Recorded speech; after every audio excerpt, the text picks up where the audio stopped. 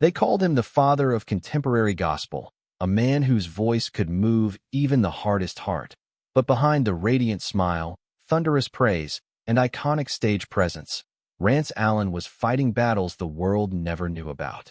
At 71, just before his passing, those closest to him finally broke their silence, revealing painful truths about the struggles he carried in private while lifting millions through his music. His fans saw the legend, but his family saw a man who was tired, burdened, and wrestling with hidden pain that nearly broke him long before his final breath. What really happened in his final days, and what were the struggles his loved ones kept secret until now? The answers reshape how we see faith, fame, and the heavy price of purpose. Rance Allen was far more than a gospel singer. He was a force of nature whose voice could shake church walls and bring listeners to tears with a single note. From Something About the Name Jesus to countless soul-stirring performances, his music wasn't just heard, it was deeply felt. Yet behind the spotlight and praise, he was carrying personal battles few could imagine. As his family later revealed, he quietly faced health challenges along with emotional and spiritual burdens that followed him into his final years. These truths never made it to the microphone, but they reveal the human side of a man millions believed was untouchable. His loved ones spoke about his growing exhaustion, the toll of decades spent performing, and the way he leaned on faith even as his body began to fail. There were moments of strength and moments of fear, times when he questioned whether he could keep going. Still, he never stopped giving. He continued to travel, sing, and inspire, pouring out every ounce of energy he had left to spread hope. When his family finally opened up about those last months, they painted a portrait of a man who gave everything, spiritually, emotionally, and physically, for the message he believed in. To understand his final days, you have to start at the beginning. Before the world knew his name, Rance Allen was a young boy from Monroe, Michigan, born in 1948 and raised in a home filled with faith, family, and music. Even as a child, when he sang in church, people would stop and listen. His voice wasn't just melodic, it felt anointed. He had a rare ability to blend soul, gospel, and blues into one unforgettable sound, a uniqueness that would later define the Rance Allen Group. By the late 1960s, Rance and his brothers Tom and Steve began performing together, not as just another gospel trio, but as pioneers. Their bold, soulful, contemporary sound challenged tradition and electrified audiences. In the 1970s, their breakout decade, songs like I Belong to You, Miracle Worker, and Something About the Name Jesus became classics. Fans described Rance's voice as thunder meeting velvet, powerful yet tender, commanding yet full of grace. Behind the scenes, however, the constant touring, travel, and emotional demands of ministry began to wear him down. Gospel artists weren't just entertainers. They were spiritual messengers expected to be flawless, vocally and morally. That pressure was crushing. Rance wanted to be a vessel for God, but he also needed rest and space to simply be himself. Yet the more he tried to slow down, the more the world demanded of him.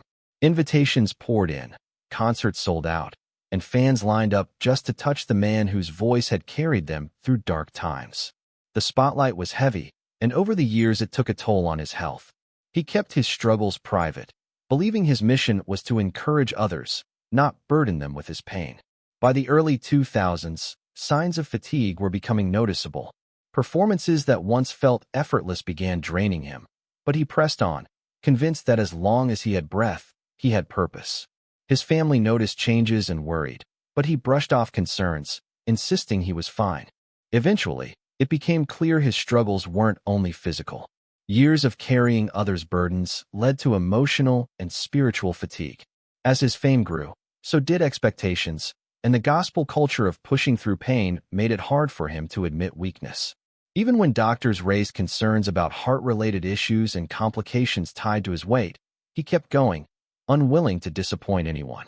Fans traveled great distances to see him, and he felt obligated to show up no matter the cost. His performances demanded everything from him. He sang with his whole body, chest, soul, and spirit. Each note was a prayer, each song a declaration, but recovery took longer as the years passed. At home, there were quiet moments of struggle, times when he sat alone after shows, breathing heavily and whispering prayers for strength. His wife, Ellen, stood by him as partner, caregiver, and confidant, urging him to rest, even as he insisted on using his gift for as long as he could. As his health declined, Rance began talking more about legacy and purpose, not fame. He feared not being remembered, not for applause, but for impact. He reduced travel and focused more on recording and ministry from home, though he could never fully resist the stage. Just one more, he would say, clinging to purpose even as his strength faded. Symptoms like shortness of breath and swelling became harder to ignore, but his faith kept him pressing forward. In his final months, something shifted. He became more reflective and intentional, spending hours in prayer, reading scripture, and listening to old recordings. Gratitude replaced ambition. He spoke often about peace, saying he only wanted to be remembered as someone who gave his best for God. Music remained his lifeline. Even on weekdays, he hummed melodies and wrote lyrics, finding strength in sound and faith. He talked about heaven with calm acceptance, preparing rather than fearing what was to come. One especially emotional moment came when he listened to Something About the Name Jesus, weeping as he explained that the song reminded him of everything God had carried him through. He reached out to old friends and fellow artists, offering encouragement and prayer, quietly tying up loose ends. His final night was peaceful. After praying with Ellen and sharing memories, he told her, "I feel light tonight. I feel ready." By morning, he had passed away quietly in his sleep. The gospel world was stunned, though his family knew how long he had been fighting. Tributes poured in from fans, pastors, and musicians, all honoring a man whose voice shaped generations. For his family, it was the loss of a husband, brother, and friend, not just a legend. Ellen later said he remained joyful to the end, singing hymns and cracking jokes despite the pain. After his passing, they shared a final message he left tucked inside his Bible. "Don't cry for me. My race is run. Keep singing, keep praising, and I'll see you when the trumpet sounds." In those words, his legacy lives on, a reminder that while he may have left the stage, his spirit continues in every lyric, every performance, and every soul his music touched.